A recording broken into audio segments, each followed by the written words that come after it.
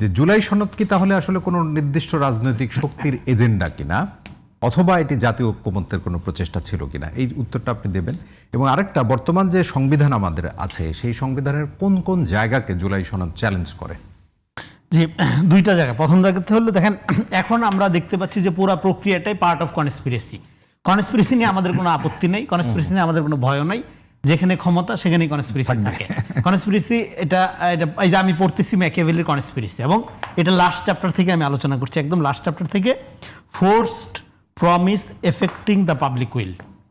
এই যে এই ধরনের যে এই বিশেষজ্ঞ নির্ভর এসি ঘরে বৈশা সংস্কার করে ফেলা, হ্যাঁ, আমি বারবার যে উদাহরণ দিচ্ছি, চলে না। কৃষি প্রধান বাংলাদেশ, কৃষকদের ভাগ্যের উন্নয়ন যদি না হয় দেশের উন্নয়ন হবে না। এই বিষয়ে দুধের শিশুও বুঝে। আপনি কৃষি সংস্কার কমিশনই করেননি, আলোচনায় তো প্রশ্ন শিক্ষা কমিশন, শিক্ষা কমিশন। তার মানে এই সংস্কার কমিশন নিয়ে বাজি যদি আপনি ধরেন দেশ সব ঠিক হয়ে যাবে, এ কথা তো বলা যাবে না।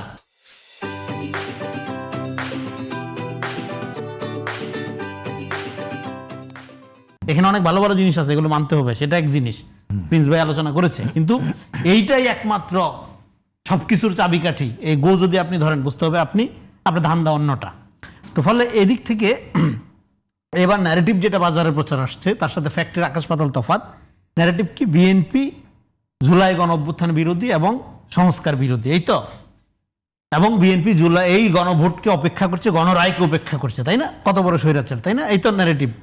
দেখেন, এটা করা যাবে। এটা হলো যে প্রমিস, আবার last chapter on conspiracy Machiavelli, promise are broken when the reasons which caused such promise to be made no longer hold good. এটা ভাঙা যাবে। ধরলাম আপনার ন্যারেটিভই সত্য, বিএনপি জুলাই সনদের ব্যাপারে অঙ্গীকার ভঙ্গ করছে, ভাঙা যাবে। হ্যাঁ, কেন ভাঙা যাবে? এখন ম্যাকিয়াভেলি বলছে মানে সবই সত্য তা না। আমি বলছি Machiavelli one of the greatest political, modern political মানে ফিলোসফার, হ্যাঁ, এবং তাকে এই ধরনের বিষয়ে আসলে গুরু মনে করা হয়, সবাই তারে ফলো করে এই বিষয়ে। তো সেখানে যখন এই যে কমন গুড, হ্যাঁ, যেটা যদি আপহোল্ড না করে সে প্রমিস ভঙ্গ করা যাবে। করলে জনগণ যখন রিয়েল লাইফের বেনিফিটটা পাবে, তখন আপনার এই জুলাই সনদের সাথে এই যে রাজনীতির, হ্যাঁ, এটা পার্ট অফ কনস্পিরেসি এখন বোঝা যাচ্ছে। এটার সাথে পলিটিক্সের কোনো সম্পর্ক নেই, এটার সাথে জনগণের ভাগ্য উন্নয়নের কোনো সম্পর্ক নাই। জনগণের এই কনস্পিরেসির পার্ট কারা আসলে? এই কনস্পিরেসির পার্ট কারা, এটা নিয়ে আলোচনা হচ্ছে এখন সোশ্যাল মিডিয়া। এবং এই কনস্পিরেসির পার্ট যারা, এর সাথে কোনো ডিপ স্টেট জড়িত না। এটার সাথে জড়িত কথাও তো আসলো, এটা ডিপ স্টেট না। ডিপ স্টেট কখনো আপনার এই ধরেন যারা পলিটিক্যাল ফোর্স, তাদের কাছে বলে না যে আমাকে এটা দাও, বিনিময়ে আমি তোমাকে ওইটা দিব।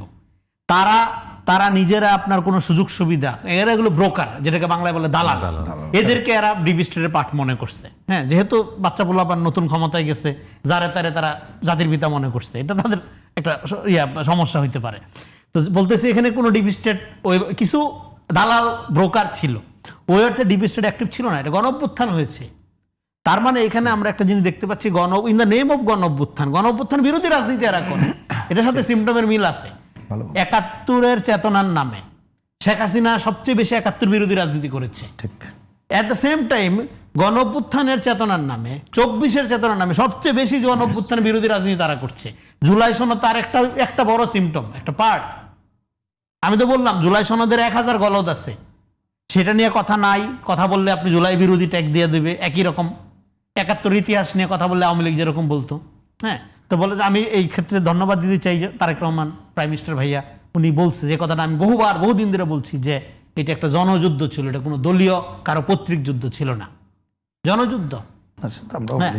জনযুদ্ধ, এইটা এই গৌরব বাংলাদেশের জনগণের অর্জন এটা।